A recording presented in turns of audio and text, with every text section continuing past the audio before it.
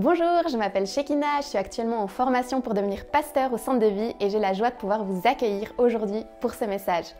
Je me réjouis que vous puissiez vivement l'écouter, attentivement et surtout que vous puissiez recevoir de la part de Dieu une parole spécialement pour vous. Alors n'hésitez pas à vous abonner pour suivre tous nos prochains messages et soyez bénis. Merci beaucoup, bonjour à toutes et à tous, je suis très heureux effectivement d'être avec vous ce matin pour autant le temps de louange avec l'équipe de Dan. Effectivement, j'étais à Momentum pendant une dizaine d'années, j'étais impliqué là-bas. Et vraiment, j'ai vu de belles choses, j'ai vécu de très très belles choses et je suis parti pour Toulon à l'église Providence pour démarrer, pour aider une église à se développer. Et c'est avec joie que je fais ça depuis une année. Je suis également itinérant, c'est-à-dire que j'ai un statut de missionnaire. C'est un peu particulier, je suis sur les routes. En fait, je suis en mission à Toulon et je suis en mission ce week-end et je suis en mission partout où c'est possible. Merci beaucoup. C'est génial, c'est comme des ramasseurs de balles mais qui amènent de l'eau. C'est génial. J'aime la Suisse, ce pays est génial. Et ça fait 5 ans maintenant, j'ai démarré un ministère et vous avez peut-être vu en arrivant là-bas, il y a un stand avec des livres. J'aimerais savoir s'il y a des hommes dans la pièce ce matin. Ah ouais, l'homme suisse est timide, mais c'est pas grave, vous allez prendre ce livre, Soyez des hommes, il est à votre disposition. La question de l'identité de l'homme dans notre génération, c'est une question qui est compliquée. Quand on parle des hommes, aujourd'hui, c'est pas en bien. Ils abusent, ils violent, ils sont corrompus, ils font des choses mauvaises, mais je crois qu'il reste dans cette génération un reste d'hommes dans les églises qui sont des hommes qui se réclament de l'identité que Dieu a pour eux. Les femmes disent Amen très fort pour encourager les hommes.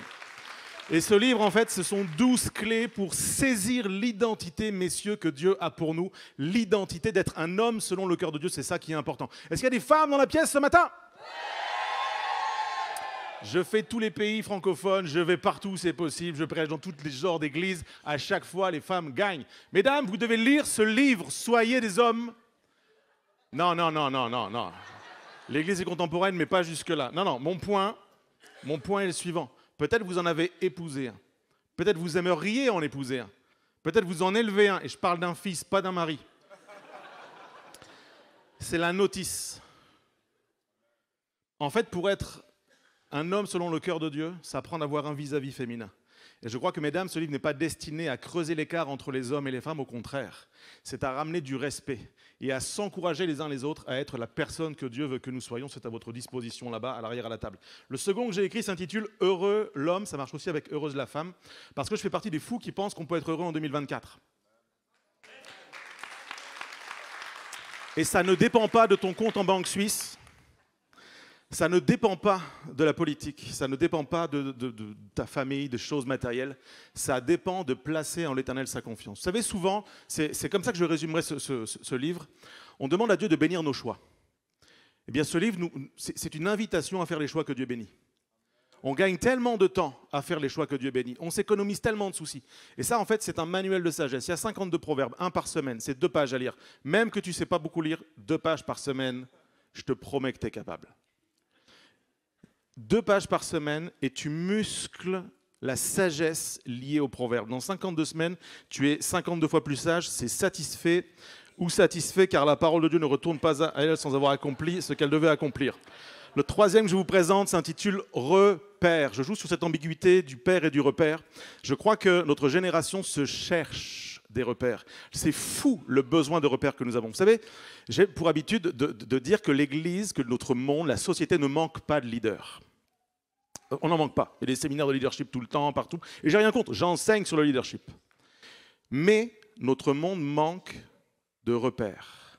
Des hommes et des femmes qui, dans leur génération, incarnent fièrement un modèle qui est pur, qui est bon, dont on ne se cache pas, qui donne envie, qui se communique à la génération d'après. Les leaders sont impliqués sur toutes sortes de magnifiques projets et ils sont absolument nécessaires. Les pères, les repères, les pères et les mères font des enfants, ils communiquent la vie. Eh bien, ce livre, c'est un encouragement à communiquer la vie, à être en paix avec l'identité de père, de repère que Dieu veut nous donner. Et c'est un livre de réconciliation. Je vous le dis vraiment, c'est un sujet de bénédiction. Il est à la table également. Et je suis venu, je l'ai reçu juste avant de partir. Je n'ai pas fait de pub encore sur mes réseaux sociaux. Il est tout neuf, il sent encore le chaud. Tu sais, il sent le pain frais. C'est Sois fort et courageux. Ce livre se destine à toutes les personnes qui aspirent à voir leur projet réussir. Fortifie-toi et prends courage. Il y a toute une dimension quand on lit le premier chapitre du livre de Josué où Dieu fait un appel à son serviteur qui se sent dépassé par ce qui est devant lui, qui se sent dépassé par ses responsabilités. Et il y a une promesse que Dieu lui fait. Fortifie-toi et prends courage. Attache-toi à moi et tu réussiras dans tout ce que tu entreprendras. Je crois vraiment, et ça c'est une garantie, c'est pas parce que vous achetez un livre que vous réussissez dans tout ce que vous entreprenez. Je ne viens pas vous vendre ce rêve-là.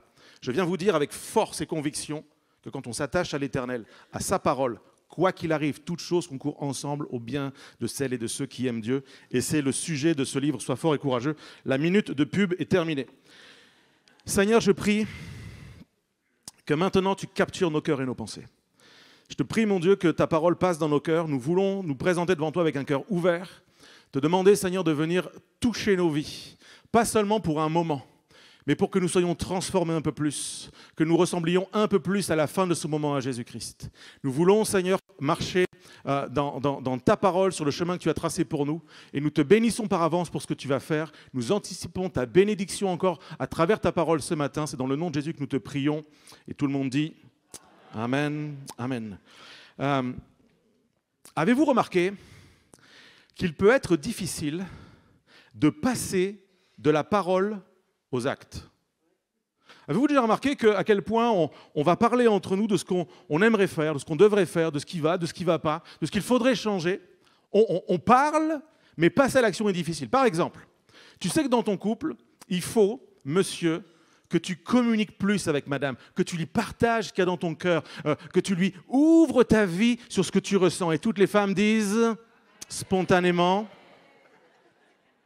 tu sais qu'il faut le faire, tu sais que c'est une clé pour que ça aille mieux à la maison. On en parle, mais tu ne le fais pas. Madame, tu sais que pour que ton mari soit pas un chat qui ronronne sur un canapé, mais un lion, ça demande de l'encouragement, ça demande d'être avec lui, de pas l'écraser, de chercher à l'aider à devenir cet homme-là. Tu le sais, mais c'est plus fort que toi. Il va pas assez vite, il fait pas, donc tu fais à sa place. Oh, comme ça demande que tu lui permettes d'être l'homme dans la maison, le père, dans le foyer, comme ça peut être difficile. Et les hommes aspirent à ces choses et tous les hommes disent spontanément. Lundi, tu vas aller au boulot.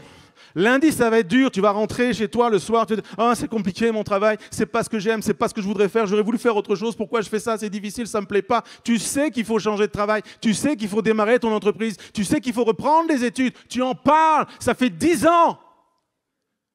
Pourquoi tu passes pas à l'action? C'est dur de passer à l'action.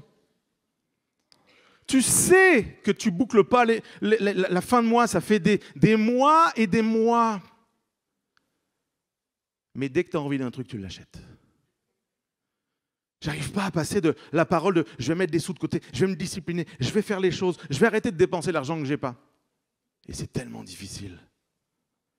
Tu sais, cette discussion, on l'a tous cette discussion. Il faut que je perde 5 kilos. Pourquoi vous riez? Il faut que je perde 5 kilos. Faut que je fasse du sport, il faut que j'aille à la salle, il faut que je le fasse. Oh, qu'est-ce qu'on en parle?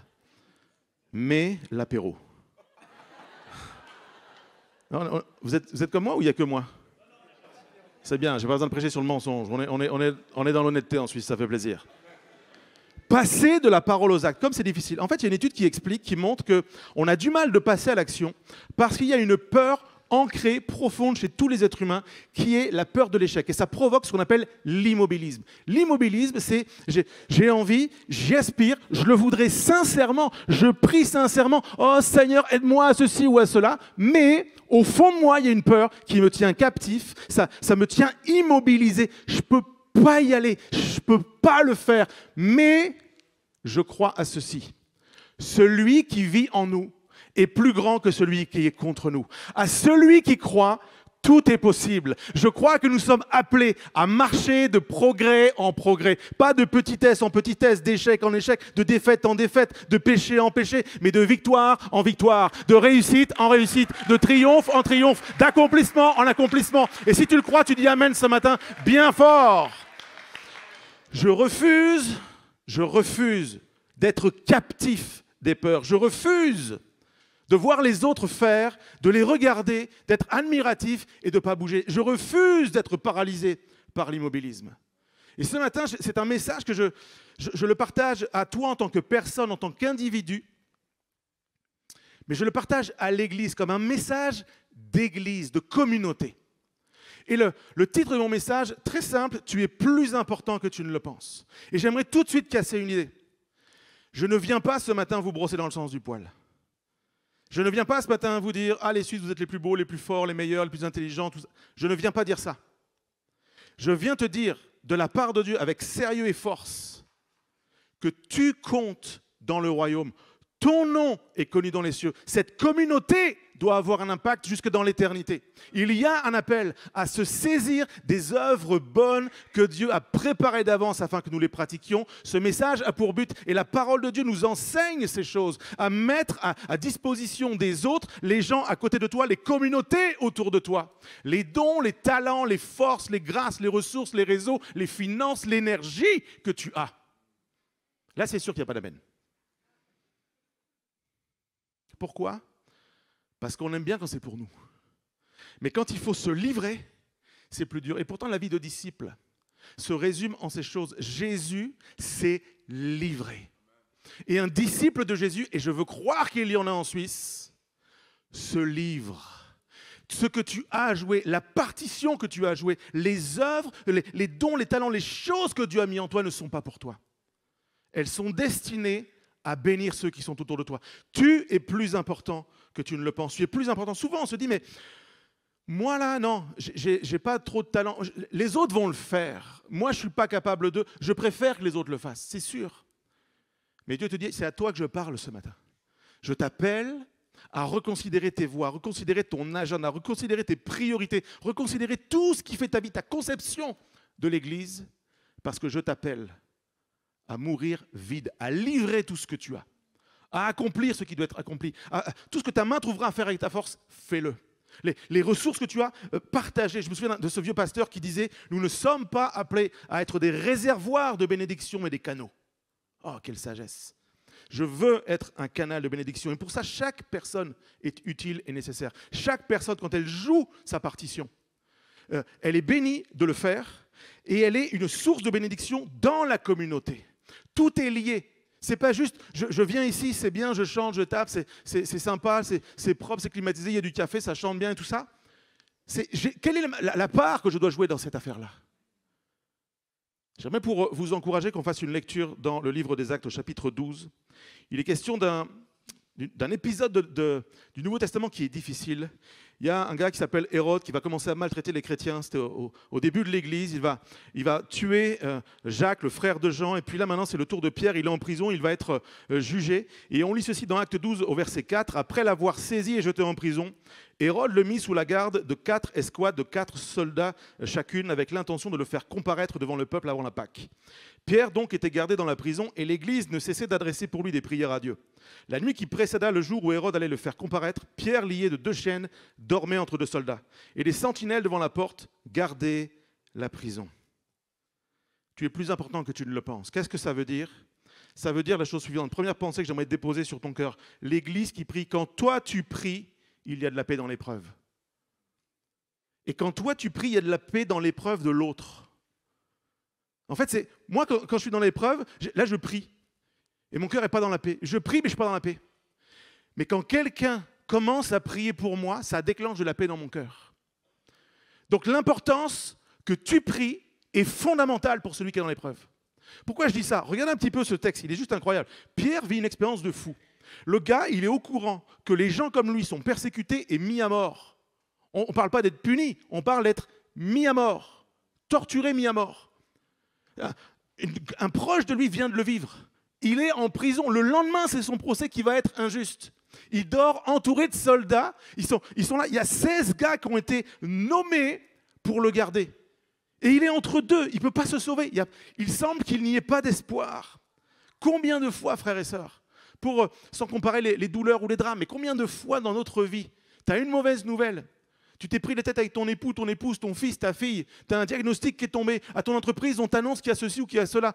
Tu es chef d'entreprise et puis tes salariés te disent ceci ou cela. Et toi, tu dors plus la nuit, tu es comme ça. Oh, qu'est-ce qui se passe? Qu'est-ce qui va m'arriver? Je vais mourir. Pierre, on le lit, on n'y fait pas attention. Pierre dort. Oh, c'est bon la vie de disciple. J'aime la vie avec Jésus. Parce que tu es en prison, tu vas être mis à mort de manière injuste et tu es capable de dormir. Pourquoi ? Parce que l'Église ne cessait d'adresser des prières pour lui. Donc l'Église ne dort pas pour que quelqu'un dorme.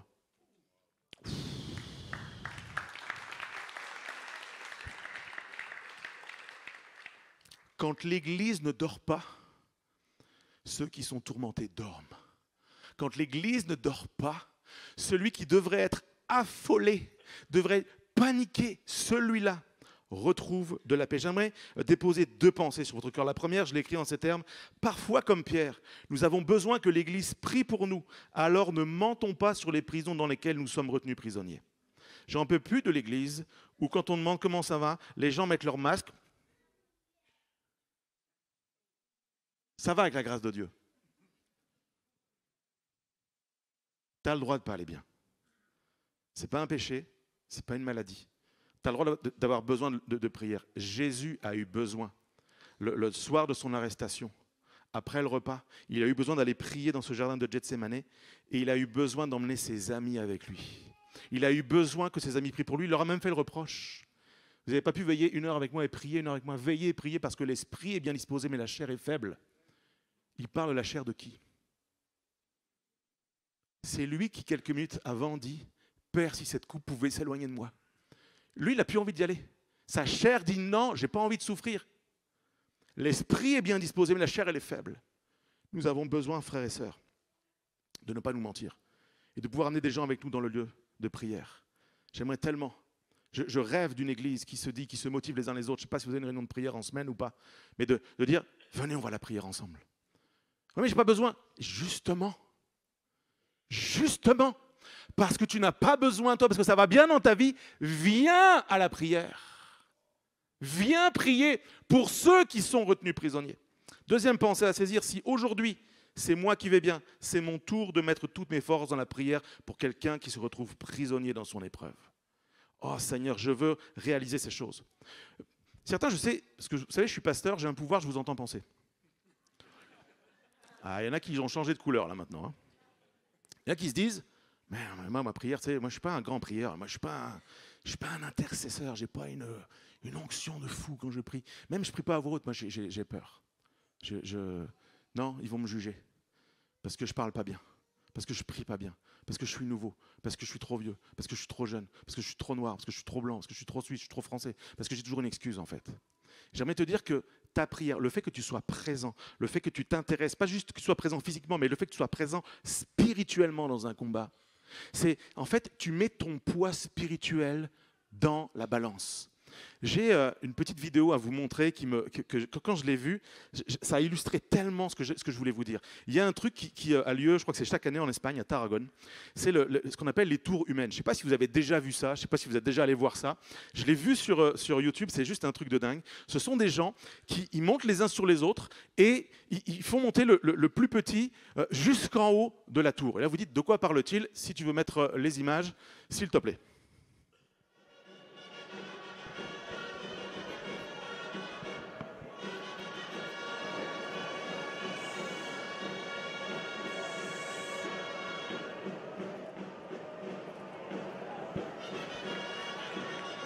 Il y a dans ces images quelque chose qui me parle incroyable. C'est que le plus petit, le plus faible, pour qu'il puisse aller tout en haut de sa montagne, qu'il puisse gravir, qu'il puisse surmonter, qu'il puisse aller le plus haut possible, ça demande qu'en bas, il y ait un minimum de 250 personnes qui se mettent comme ça et qui poussent de toute leur force. Mes amis, si des gens sont capables de poser des congés, de s'entraîner toute l'année pour se retrouver en Espagne une fois par an à faire des concours de tours humaines dans des stades, j'aime à croire que l'Église de Jésus-Christ est capable de se tenir une fois dans la semaine ensemble pour porter, pour dire je vais joindre ma pierre pour que le plus petit, le plus faible puisse s'élever et passer au-dessus de sa montagne. Il est hors de question qu'on ne le vive pas, les amis. C'est ça l'Église. Tu es important. Ta prière, ta présence, ta vie, ton énergie, ton cœur dans la maison J'ai besoin de voir ça. Ça me porte, ça m'a tellement porté. J'ai traversé tellement de difficultés, tellement d'épreuves. Le fait d'être porté et appuyé par l'Église qui prie. Ah Seigneur. Je continue ma lecture. Acte 12, verset 7. Voici un ange du Seigneur survint et une lumière brilla dans la prison. L'ange réveilla Pierre en le frappant au côté en disant « Lève-toi promptement ». Les chaînes tombèrent de ses mains et l'ange lui dit « Mets ta ceinture et tes sandales ». Et il fit ainsi.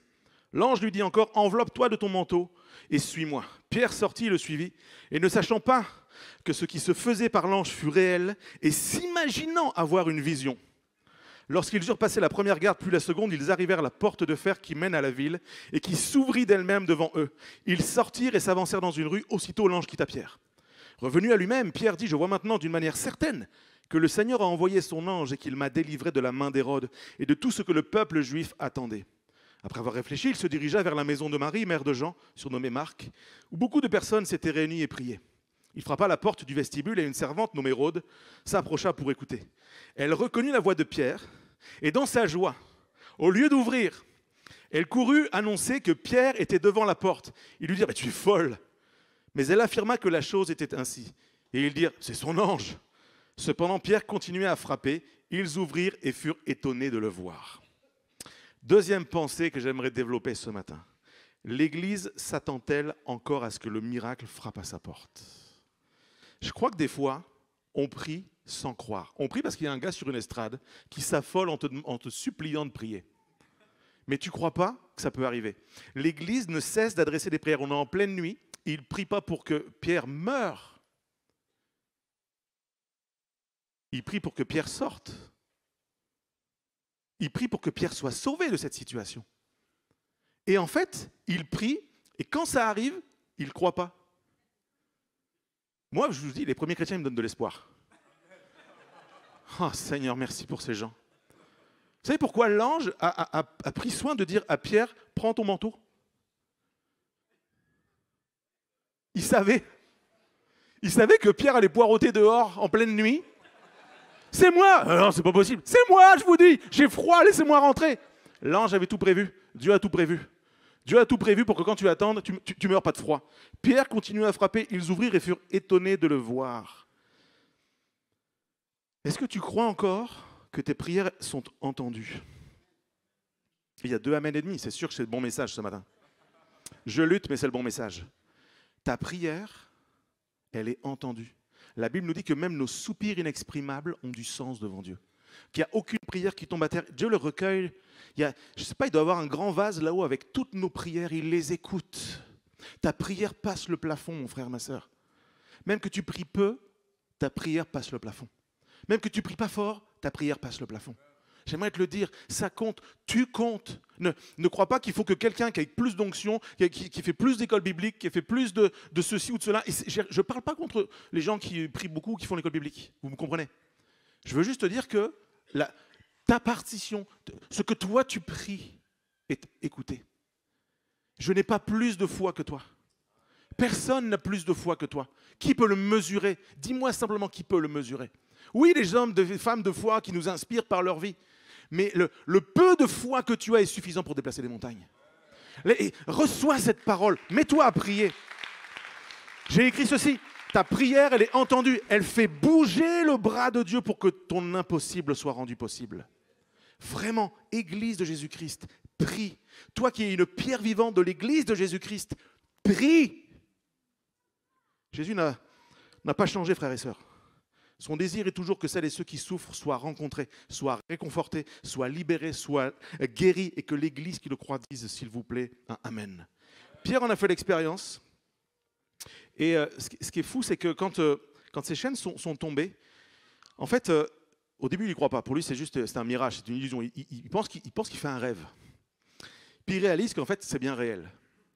Et il y a ce verset 12 qui vraiment touche mon cœur. Après avoir réfléchi, Pierre se dirigea vers la maison de Marie, mère de Jean, où beaucoup de personnes étaient réunies et priaient.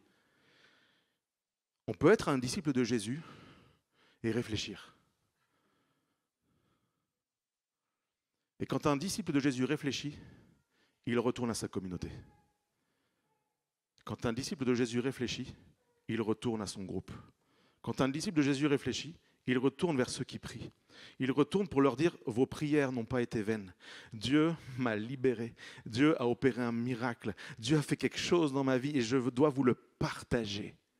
Je crois que quand on réalise, quand on comprend ces choses, on se laisse inspirer, on dit, mais si Pierre l'a vécu dans toute sa simplicité, je veux moi aussi retourner au lieu de prière. Je veux retourner à la communauté.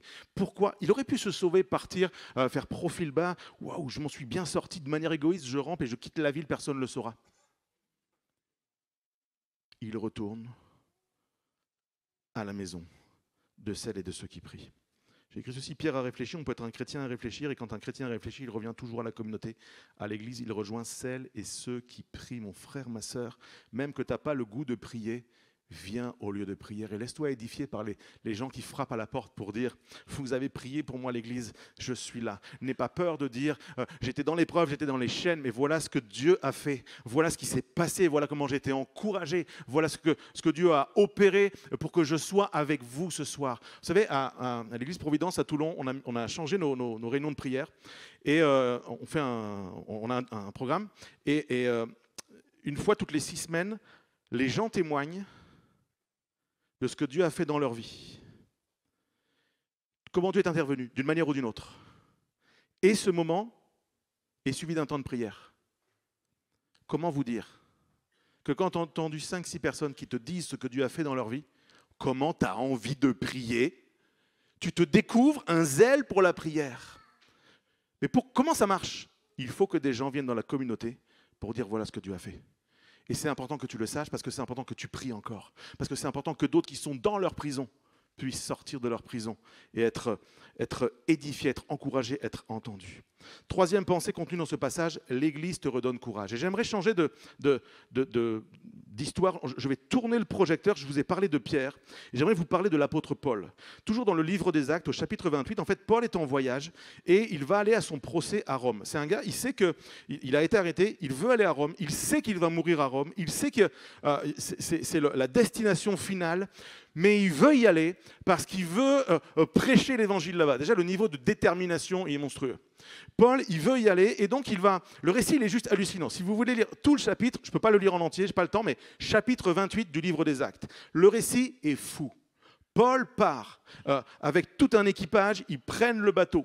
Ils partent sur la Méditerranée et sur la Méditerranée, il y a une tempête qui éclate. On nous vend du rêve avec des croisières magnifiques dans des lieux où il pleut jamais. Le gars, il part à son procès, Méditerranée, ce n'est pas une croisière, tempête. Et pas la petite, la grosse tempête. Ils sont obligés de passer par-dessus bord.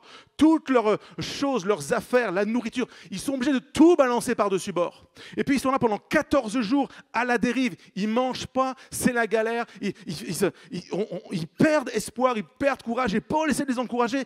Ça va aller, je dois aller à Rome. Dieu m'a fait une promesse. Ils sont là au milieu de la mer. On va à Rome et on va mourir au milieu de l'eau. Tu as des missions, tu rêves, tu as des visions, mais on va mourir sur la mer. Et ils finissent par échouer sur une petite île. Les gens, ils ne parlent pas leur langue. Et il pleut. Les gars, ils se sont fait la tempête. Ils font escale, entre guillemets. Ils échouent sur une île. Les gens ne parlent pas leur langue et il pleut. Ils font un feu pour tenter de se réchauffer. Il y a un serpent qui arrive et qui va choper Paul. Il le mord. Alors les gens de l'endroit disent « Oh là là, ça c'est le jugement de Dieu sur cet homme-là. Oh, c'est un homme mauvais, c'est un homme méchant. Condamnation sur toi. » Et Paul ne meurt pas. Alors les gens changent. C'est fou comme les gens changent. « Waouh, c'est un Dieu, c'est un Dieu. Venez, c'est un Dieu. » Et qu'est-ce qu'on fait? On lui amène le roi, l'autorité de l'endroit. On lui demande de prier pour lui. Cet homme a la diarrhée. Ça fait 14 jours de tempête, il pleut, je suis sur une île, vous ne parlez pas ma langue, vous me jugez, et maintenant vous me demandez de prier pour des gens qui ont la...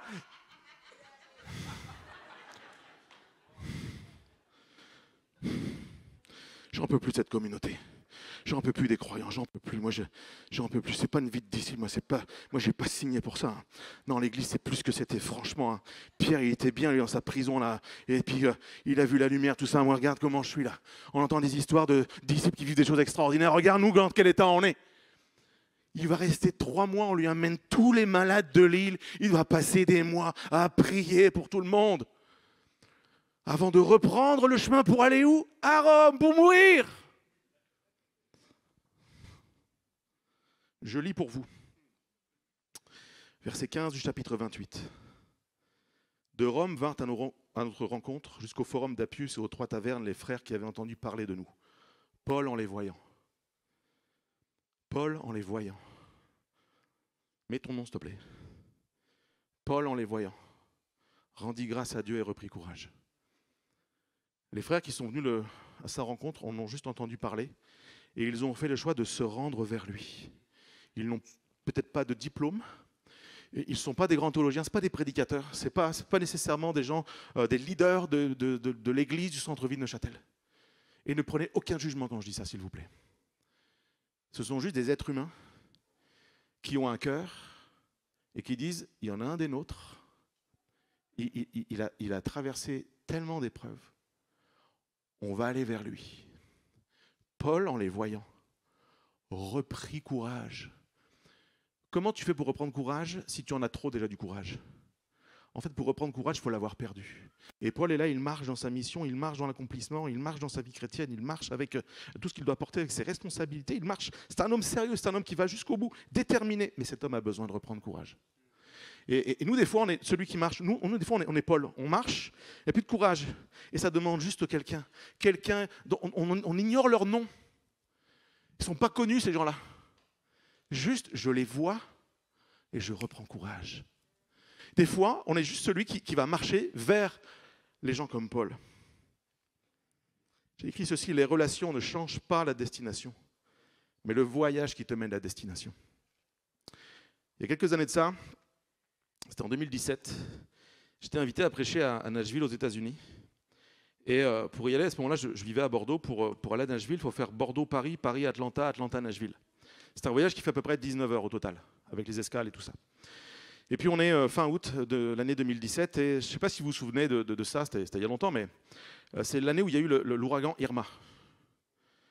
Et l'ouragan Irma était en train de secouer cet endroit-là des États-Unis, et Nashville se trouvait juste à la limite, en bordure de cet ouragan-là. Et alors qu'on est dans le vol Paris-Atlanta, moi je suis confiant. Moi, je sers le Seigneur, donc moi, ça va aller. J'ai prié, l'Éternel gardera mon départ et mon arrivée. Tout va bien se passer. Bon, je suis dans le vol quelque part entre Paris et Atlanta. Et d'un seul coup, le capitaine fait une annonce à bord. Ouragan Irma, etc. C'est la galère, on ne peut pas se poser à Atlanta. On va débarquer ailleurs, bonne chance. Donc, on se pose sur un aéroport, je ne sais pas où, aux États-Unis. Tout le monde est en panique, tout le monde se met à courir, récupère ses bagages, va assaillir les comptoirs. J'ai le téléphone, pas de réseau, les réseaux ont sauté. Et moi, ce n'est pas mon dernier vol, Atlanta. Moi, je devais faire Atlanta-Nashville. Et là, je suis perdu quelque part aux États-Unis. Comment je vais faire pour aller de l'autre côté à Nashville? Comment je préviens même les gens qui m'attendent là-bas? Et là, je cherche, je vais de compagnie en compagnie, j'essaie de passer des coups de fil, il n'y a rien qui marche, pas de connexion Internet. Je demande, je me renseigne, ils m'ont dit, mais non monsieur, il n'y a plus de compagnie qui vont à Nashville en ce moment, vous ne comprenez pas, c'est l'ouragan, vous ne pouvez pas y aller, etc., etc. Et moi, je suis là, je suis perdu, je déambule, qu'est-ce que je vais faire, comment je vais faire? Et je trouve une compagnie, Kamikaze Airlines, qui dit, écoutez, pas de souci, nous, on vous prend, on vous emmène, on vous pose à Nashville. Et donc, je monte dans cet avion, et c'est la première fois de ma vie que je fais un vol comme ça. Tu montes dans un avion, et il n'y aura pas le jus de tomate avec le sel de céleri. Rien. Le personnel navigant est comme ça, sur son siège, tout le monde dans l'avion est là, pris. Il y en a qui chantent des cantiques, il y en a qui poussent des cris parce que l'avion est secoué dans tous les sens et te dit « Oh, on va tous mourir !» Et on vole comme ça. Vous savez, quand on se pose, après sur un vol long courrier, il y a une coutume, je ne sais pas si les Suisses vous le faites, mais normalement, tu sais, quand tu arrives sur le tarmac, tu fais comme ça. Quand l'avion s'est posé, on s'est cassé les mains. Alléluia Jésus. Merci, je ne suis pas mort. Je ne sais plus quelle heure il est. Je ne sais plus dans quel fuseau horaire. J'ai plus de 5-6 heures de retard. Je sens le lama malade. Je ne peux plus, j'ai faim, je suis fatigué, je suis mélangé. Et là, je récupère mes bagages, je me dis, mais comment je vais faire? Il pleut, on entend la pluie tomber sur l'aéroport. Je me dis, mais comment je vais faire? Où est-ce que je vais aller? On est en pleine nuit, ils sont forcément partis. Comment je vais faire pour aller jusqu'à l'endroit où je vais aller? Je vais devoir dormir dans ma valise à la sortie. Et là, j'arrive J'arrive dans le hall et il y a cette équipe magnifique qui est là, qui m'a attendu pendant 6 heures. Ils ont pris le temps de faire des pancartes. Ready for an outpouring. Et il y en a un qui a fait une pancarte. It's not a trap. Pour ceux qui ne parlent pas l'anglais, c'est pas un piège. Si, c'est un piège. Oh. Jérémie, en les voyant, reprit courage. Jérémie, en les voyant, reprit courage. Juste des gars, des filles qui ont patienté pendant 5-6 heures et qui ont occupé leur temps à trouver des pancartes pour m'accueillir. Est-ce que tu peux faire ça? Est-ce que tu peux mettre ta vie à disposition? Ou est-ce que ta vie, c'est tout pour toi? Je te le dis, et si ça pique ce matin, c'est normal. Permets à l'Esprit de Dieu de travailler ton cœur. Il y a besoin que tu joues ta part. Il y a besoin que toi, tu fasses juste ce que toi, tu peux faire. Des fois, c'est juste porter une pancarte à la sortie, là, pour que les gens sont dehors, comprennent qu'ils sont les bienvenus dans cet endroit. Venez, vous êtes les bienvenus. Ton sourire à la porte, bonjour, bienvenue. C'est peut-être la seule fois de la semaine que quelqu'un va entendre qu'il est le bienvenu quelque part, sincèrement. Que tu n'as rien à chercher à lui placer, à lui vendre, ou je ne sais pas quoi. Juste, tu es le bienvenu. Quel que soit ton état, ton histoire ou ton arrière-plan, tu es le bienvenu. Je crois vraiment, frères et sœurs, que l'Église qui comprend que chacun peut faire quelque chose, ça fait toute la différence. J'aimerais terminer ce message et j'invite les musiciens à s'approcher. J'aime cette image. Paul va enseigner, le même Paul qui a repris courage. Quand il va écrire son épître aux Éphésiens, il va comparer l'Église à un corps. Et j'aime cette image que dans le corps, en fait, tout est indispensable et tout doit être bien à sa place. En fait, le corps est beau, le corps est bon, le corps il est efficace quand chaque partie est à sa place. Je ne sais pas qui est la fille dans cette pièce qui a les plus jolis yeux. Mais si vous la connaissez et que vous voulez la dénoncer, et que je l'invite maintenant ici à me rejoindre sur l'estrade, et que je prenne une cuillère et que j'enlève les yeux de ces globes oculaires et que je les fasse passer entre vous, les plus jolis yeux de la plus jolie fille, hors du corps, ne sont plus beaux et ne servent plus à rien. Tu peux être le plus talentueux, le plus oint, le plus appelé, le plus tout ce que tu veux. Si tu sors du corps, tu meurs et ne sert à rien. Chaque membre du corps, de ton corps, a une utilité et une fonction. Des fois, il faut faire sans et c'est difficile. Ceux qui vivent avec un membre en moins, avec un organe en moins, vous savez exactement de quoi je parle. Et l'Église qui vit avec des membres en moins qui devraient être là, vivre et se donner. Je ne parle pas juste d'être présent, mais de vivre dans cet endroit. Ça fonctionne, mais c'est tellement plus dur. C'est tellement plus dur. Paul écrit ceci. Éphésiens 4, verset 16. C'est de lui, il parle de Christ. Et grâce à tous les liens de son assistance, que tout le corps, nous l'Église, bien coordonné et formant un solide assemblage, tire son accroissement selon la force qui convient à chacune de ses parties et qu'il s'édifie lui-même dans l'amour. Le mot assemblage dans le texte, c'est un mot grec. Le Nouveau Testament a été écrit en grec qui se dit sumbibazo. Dites avec moi sumbibazo. Sumbibazo veut dire, écoutez bien, la définition complète. C'est faire fusionner, joindre ensemble, assembler et être unis. Vision d'église que je vous propose. Vous en faites ce que vous voulez. Que l'église Centre de Vie soit connue pour être un endroit où on fait fusionner, où on joint ensemble, où on assemble des êtres humains qui vont être unis et où Christ va permettre que tous se développent. Quelques années de ça, on m'a envoyé un reportage, on m'a envoyé une vidéo où un biologiste moléculaire expliquait qu'il y avait une symbolique extrêmement intéressante dans nos cellules. En fait, notre corps, au sens physique naturel du terme, est composé de dizaines de milliards de cellules et que ces cellules sont composées elles-mêmes de protéines. On est dans l'infiniment petit. Et il y a une protéine qui est une protéine d'adhésion et qui permet en fait à l'ensemble d'être bien coordonné. C'est ce qui fait que ton œil est au bon endroit. C'est ce qui fait que quand tu fais quelque chose comme ça avec ta main, ça fonctionne et il n'y a pas un doigt qui tombe. C'est ce qui fait que ça tient. Et cette protéine, on est dans l'infiniment petit, au plus profond de chacun de nous. Cette protéine s'appelle la laminine. Et quand on la regarde au microscope, voilà à quoi elle ressemble. Voilà le symbole utilisé en science pour parler de la laminine. Frères et sœurs, c'est tout à fait symbolique. C'est tout à fait symbolique, mais je trouve ça vraiment percutant et intéressant de savoir que ce qui dans mon corps fait que tout est à sa place, c'est qu'il y a une protéine en forme de croix. Et j'aime à croire que l'Église qui est un corps, ce qui fait que l'Église tient debout, que chaque membre est à sa place, que ça peut coller, alors que toi tu es un œil et l'autre est un bras, l'autre est un genou, l'autre est un pied, l'autre est un cheveu. Ce qui fait que ça tient, c'est qu'au fond, à la base de tout, il y a l'œuvre de la croix. Il y a l'œuvre de Jésus-Christ de Nazareth qui s'est donné lui-même afin que nous puissions être là ensemble ce matin, nous appeler frères et sœurs, faire partie de ce corps glorieux que nous appelons communément l'Église. J'ai écrit ceci au plus profond de chaque être humain. Il y a symboliquement le rappel que ce qui nous unit, ce qui donne du sens à notre vie doit être marqué par l'œuvre de la croix. Est-ce qu'il y a une église ce matin à Neuchâtel qui veut dire Amen et qui veut dire oui, nous sommes cette église. Nous sommes cette église. Quand l'église se tient ensemble, quand l'église fléchit les genoux ensemble, quand l'église lève ses mains et adore, quand l'église met l'argent sur la table pour accomplir les œuvres que Dieu a confiées à cette église, quand les hommes et les femmes disent je prends mon agenda, je le mets maintenant et je regarde dans la semaine comment je vais contribuer par ma vie.